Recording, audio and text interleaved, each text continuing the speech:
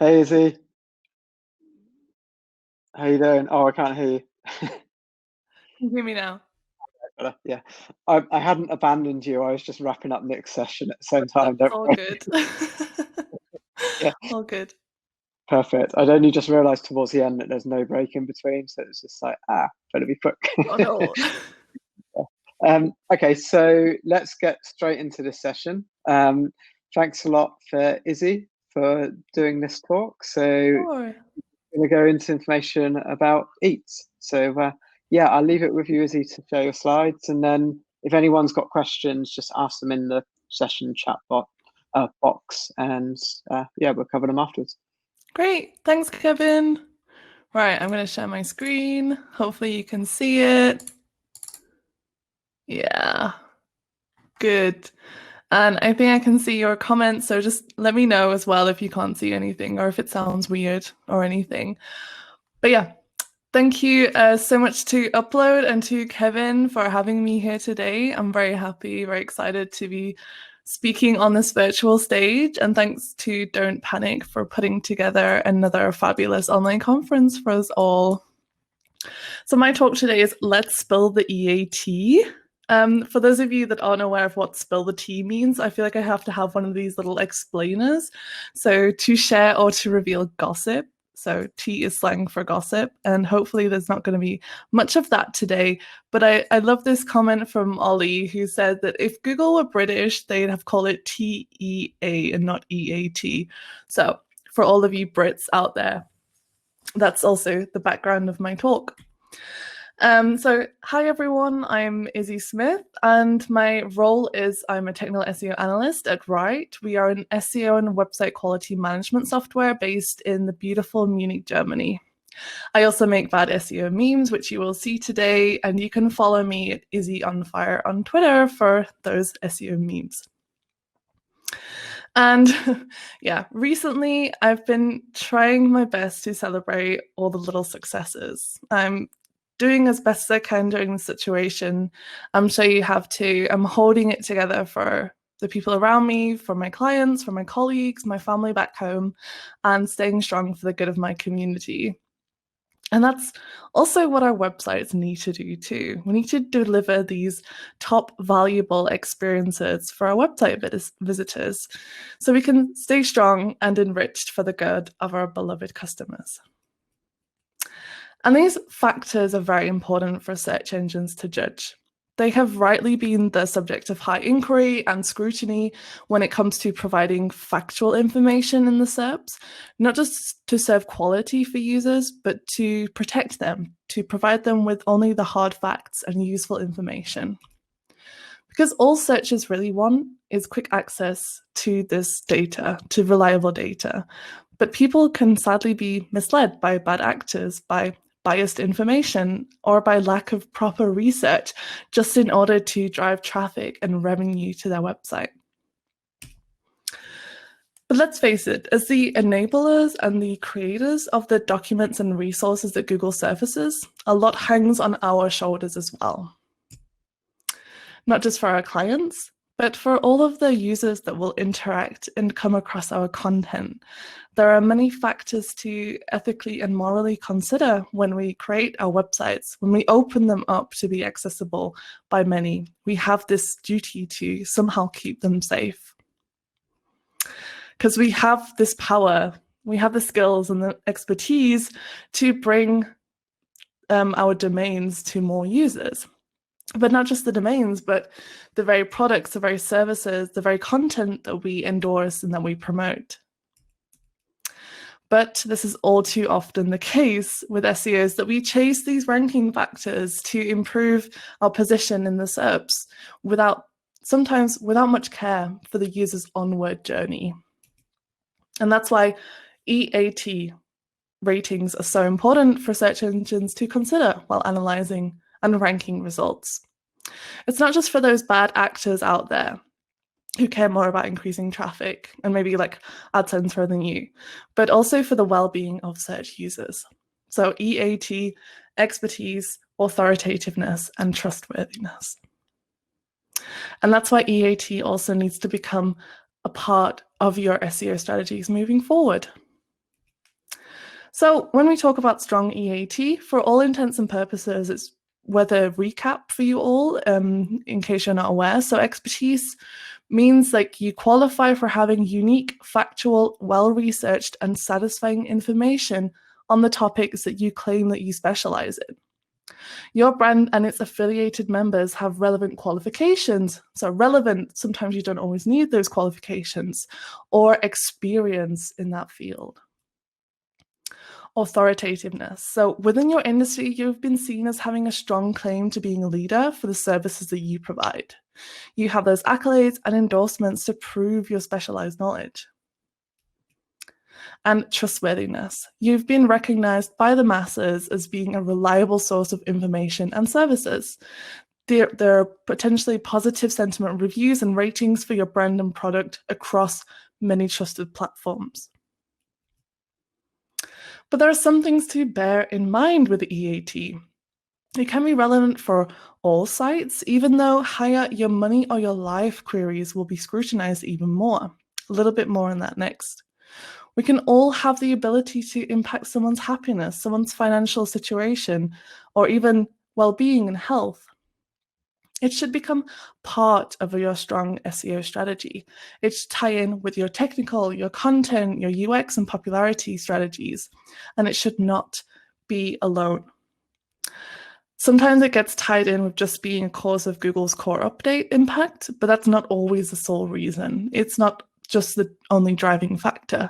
So pay close attention to other algorithmic factors if you've been hit by a core update. Don't consider it a ranking factor. So Gary Ish once famously said that it's a collection of millions of signals that Google is able to analyze in consideration towards your quality and your relevance for search rankings.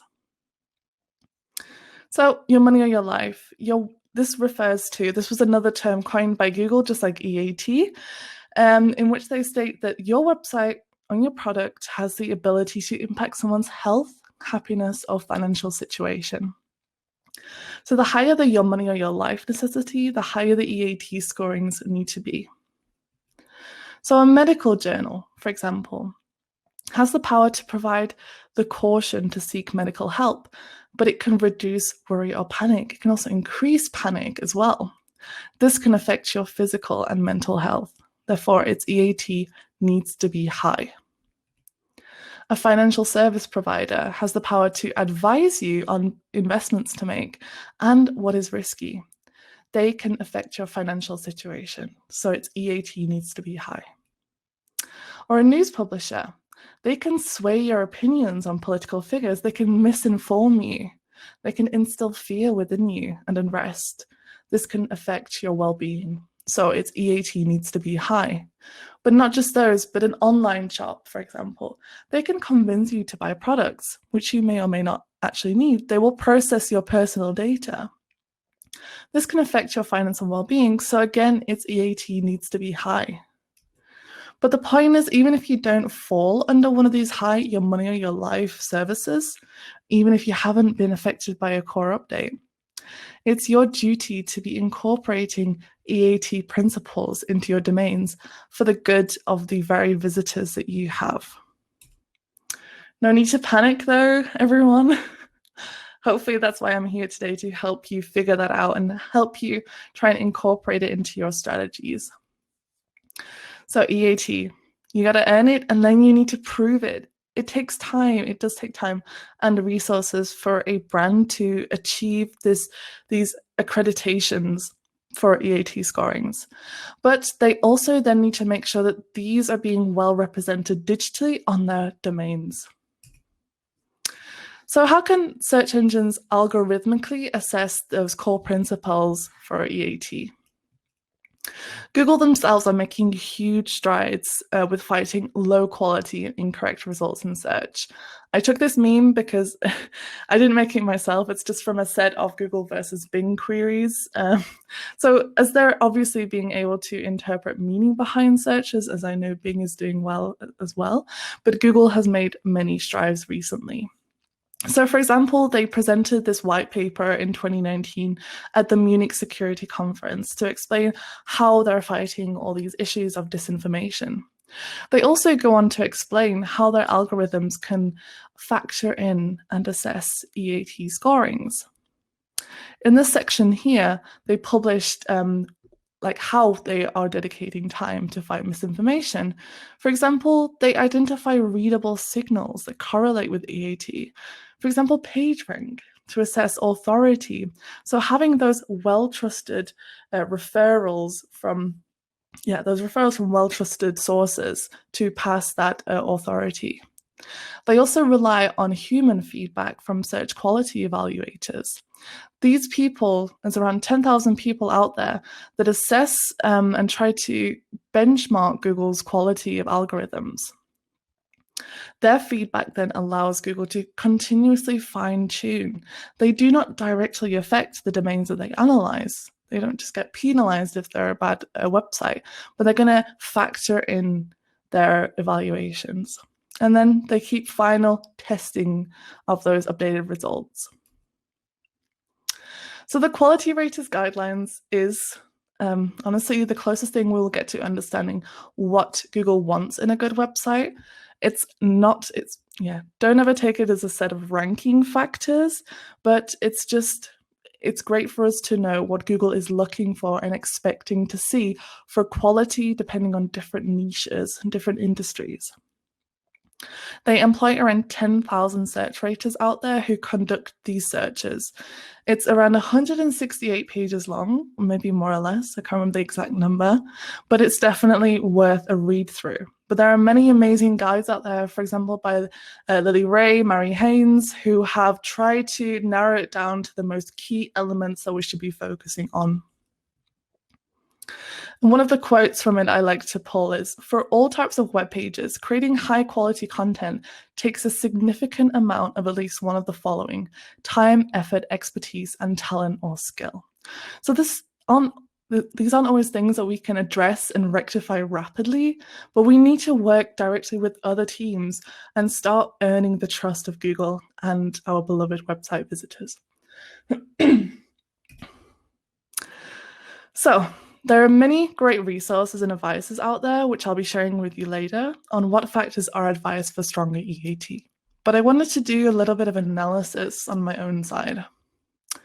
So I got to work analyzing a lot of our connected GSC accounts, because at Right, we have Search Success, which pulls in, using the API, as much GSC search performance data as possible, and then turns it into very highly actionable reports for you. So I gathered around 5,000 GSC projects and clustered them based on their industry, and then categorized them if the money or your life criticality was high enough. But then I remembered, unfortunately, I'm sad about this every day, that I'm not a data scientist. So I tweaked my investigations a bit slightly. So what I did was I clustered all these GSC accounts into industries based on the classifications we pull in from Google Ads, so using that CPC data. I also imported the anomaly scores to assess their fluctuations over time and try to focus on ones that have been impacted by core updates. I know recently I said it's not always the sole reason, but this was the way that I could drill down into those projects easily. And then I ran many analyses into whether their specific performance was accountable to EAT metrics. I dug into them, and I'm reporting back some interesting findings for you all. Now, to protect our clients, I've anonymized their data. So I have charts, but if I need to share screenshots, I have recreated it like this. I know, I'm such an artist. So I always encourage our clients and my previous clients when I was a consultant to focus on Google Search Console data for better EAT analysis and for better core update analysis as well separately. Because it's always best to focus on your reliable, pure data that you have to hand. So just an example from our side. So the January core update hit us pretty badly, according to Systrix. or did it? So then I ran the check in Google Search Console, in Search Success with our Search Console data. And of course, there was a huge decline in impressions, but our clicks are actually improving. So I took a look at the keywords that were tanking, and it was these branded navigational queries, because we have this wiki that has many digital marketing topics. So there's Gmail that lost, 2 million impressions, but not a lot of clicks with it. So this high volume but irrelevant query, because no one looking for Gmail wants to really click onto our wiki article entry, has no clicks. But just this huge loss in impressions from jumping down from page 1 to page 2 for this query meant that it looks like we were really hit by this core update. So just take that as a lesson to dig into your GSC data. So make sure to also track your incoming traffic and conversions in Google Analytics, how your keywords were performing before any declines. Like, was there some necessary performance declines that could have impacted you? And try to understand that searcher intent of the traffic and cluster the different keywords and pages based on that. I have some kombucha today, which is pretty weird for a drink, but it's quite nice.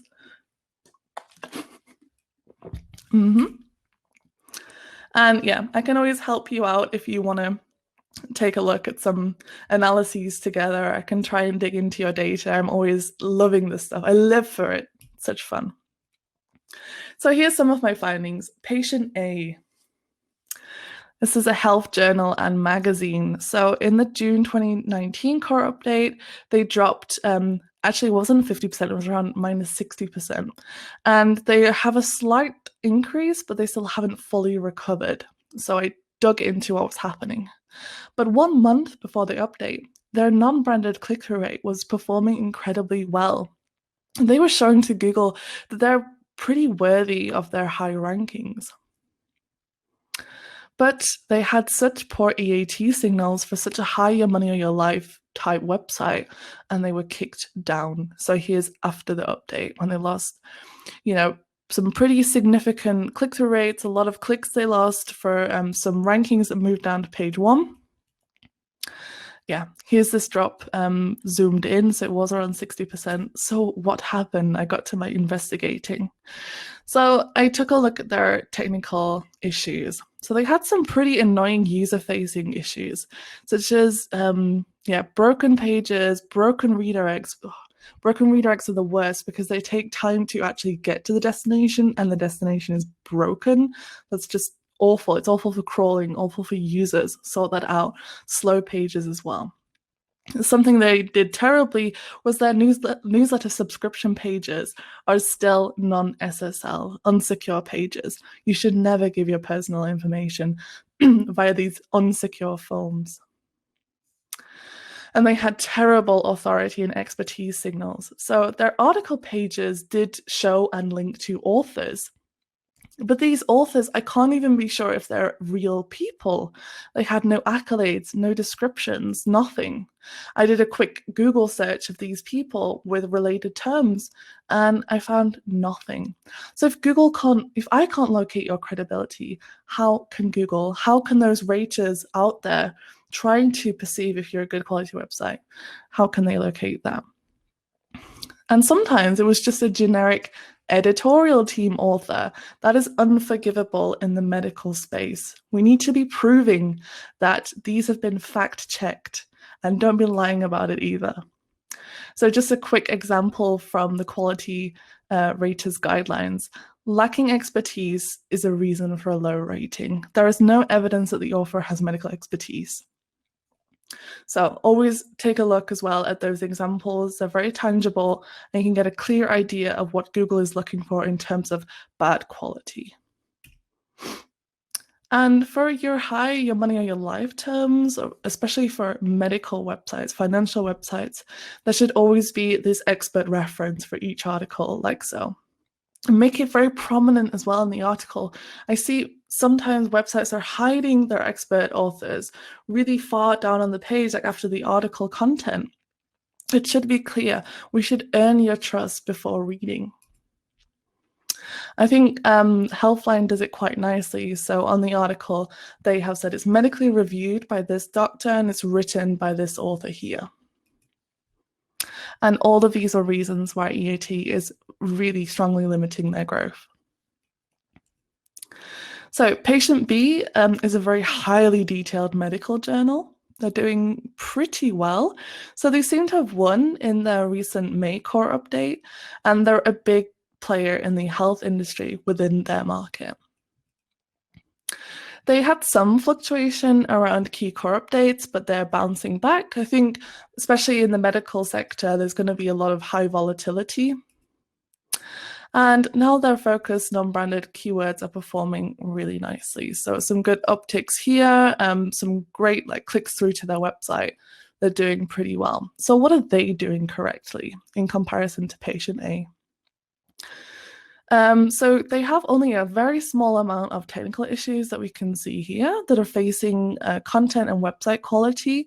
Now the broken pages are just a couple of job pages, and they're very poorly internally linked. So it's rare that someone's going to fall across those. Their diagnosis articles are so incredibly well detailed. They have a huge varying amount of content types. So they have important information in tables. This was an article on skin cancer, so obviously a very, very serious topic. There's risk factors, there's links to skin type tests that you can take, videos, FAQs, treatment types, and experts that are giving their opinions for you. Of course, for these types of articles, a higher word count is usually expected, seeing as there is so much to explain about one specific disease and its treatments. But of course, for an article that takes 56 minutes to read, you need to have fantastic navigation around that page. So a useful table of contents, jump links, and they weren't really utilizing that either. So they've worked hard to incorporate a really great collection of expert documents around each single topic that are internally linked to effectively. So they have then the symptoms, they have screening, they have prevention and treatment, all that is benefiting each in its own little ecosystem there. But they're really struggling with the whole author thing again, unfortunately. They're only linking to an expert overview page, no in-depth author pages. And it should be very simple for a search engine to, or a reader to come across those profiles. And they could be performing actually a lot better by just improving this here. So rather than just having a list of doctors with no references, I also had to do a little bit of digging into whether they existed. They did, but still I would prefer not to have done that digging. It should be very clear off the bat. Now, Patient C is another highly detailed medical journal, and they gained in January in the 2020 core update, but dropped slightly in March. It could be COVID related, but they have a much lower amount of traffic than A and B, so a bit of a smaller website. They've had nice growth over 3 years, but still not as strong. So you can see the amount of keywords there and the amount of clicks. What did they do? So they've created a huge variety of quality content types in order to try and compete with those key players. And they have really valuable resources of content. So this I just grabbed from the anomaly detection report, which is breaking it down to me each part of the website that has benefited. So there's calculators, there's treatments, there's talk one-on-one with a doctor, there's expert interviews with medical experts. They are directly linking to their expert contributor pages, which is absolutely crammed with relevant information. So if you're ever stuck of what additional details to add to your expert author pages, especially in the medical field, they had some great stuff here. So 3 main points about her experience with a biography, her treatment spectrum. There was a full resume with her qualifications, all the societies and membership she was in, and even a really nice interview for a personal touch. Why does she enjoy being a doctor and so on. But the super high, in-depth, well-researched article, this was also based on skin cancer, performs very poorly. So they have a very low average position and a very low click-through rate. Because Like before, they have these very heavy articles with poor navigation and UX. They have super long form pages, but they also need to improve things like readability with concise paragraphs and structured elements as well. Their About Us, now this is very important for your EET, is very limited, and it took me a long time to actually locate it. And on this page, there's no ads policy, no editorial policy, no contact details, no clear way to provide suggestions or feedback, and none of that structured data that is also providing explicit feedback to search engines as well. Sorry, almost had to sneeze. And these are things that the quality raters are encouraged to seek out. And if it's stated there in the quality rater search guidelines, it's likely that Google is algorithmically trying to locate that during the crawling and indexing process as well. So don't let yourself down by skipping the obvious. They're doing well over time, but their growth could be so much stronger. Some additional findings. I hope I'm doing okay with time. There was an editorial and forum website, and they had a huge drop in the May core update. So, of course, it went off on my radar that I should take a look at what happened. Yep, core update alert. So almost 60% of their pages, this is something I just thought I'd additionally mention, that you should always check what percentage of your pages yielded 0 or like a very low amount of clicks in the past 3 months, 6 months, and so on, and a super small amount of impressions. So these could be pages that yield very low relevance in search results, or they're not performing well enough. You can definitely do a panda diet and potentially kill them off, or assess if they need to exist anymore or need any optimization. They had some pretty bad technical errors on their vast forum section. So they were externally outgoing linking from the forum, from the UGC, the user-generated content. Every time they had an external link, it then generated an "you are about to leave" page and a follow link. Now, on a forum, you can't endorse 100% the quality of all the outgoing links, so you need to provide no follow. And they had around 12,000 indexed pages of those that consist only of a follow external link. Not good. For users who aren't logged in, clicking on reply takes you into an own indexable and crawlable URL, so many thin pages. Their 400 and 500 pages return a 200 server response code, which is pretty badly, and a whole lot more. And super bad EAT signals. So what they were doing on these health-related articles that they publish outside of their forum is fake a source and fake an expert author. Maybe they didn't think that they were falling into the your money or your life category because they're more of like a lifestyle blog, but it's topic based. So 15 Reasons Why You Might Be Pregnant was the article I took, because this could make a woman either very happy or very sad, depending on what she's reading there. So you have to be so incredibly careful that you're fact checking this information and not misleading people. Again, kind of like how Healthline does it. So linking to the authorship page, providing details of the medical reviewer there. Now, an online electronics shop is my final case study. They're experiencing very nice growth year over year, despite a slight hiccup in September 2019, but they came back stronger than ever. And I know that electronics are very important during the work from home phase, but they were starting to pick up even in early 2020. So what happened in September 2019? So they had a big loss in clicks, a big loss in impressions, but then after the before the core update, the CTRs for the top rankings were increasing month over month. And then after the core update in October, they were losing many significant rankings. But as they're coming back stronger, they've improved a lot. So I used the Wayback Machine to see how the website has progressed over time. So they had trust elements that were made way more prominent on the page. Before, they were just shoved down to the footer, but now they're up top and very clear. So this is e-commerce. We want to be able to trust that we can buy from you. And they were also linking directly to the institution that provided it with them. They improved their trusted shops rating. So this is an institution in Europe. They removed their generic rating organization schema markup and added specific product markup with all that correct nested information as well. So some really good improvements. And again, just to reference the quality raters guidelines, they do look for reputation information outside of your governed domains and profiles. So they're encouraged to do a site search without a search without your site in there. So they want to see reviews on other platforms. So you should always do the same. Yeah, and also authorities and trusted sources that they rely on for reputation information. And they had a really nice impact, really nice growth in their informational queries.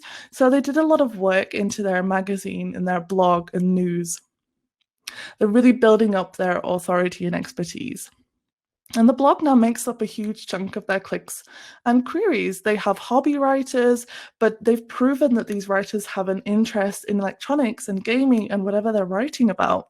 You don't always need to have this degree in a specific field when it's more about interest or it's more about experience. And with that, the transactional query performance improved with it. So again, they were showing to Google that they're an authority on these topics. So building up these informational resources helps improve your expertise and authority, as well as content relevancy, keyword reach, and featured snippets.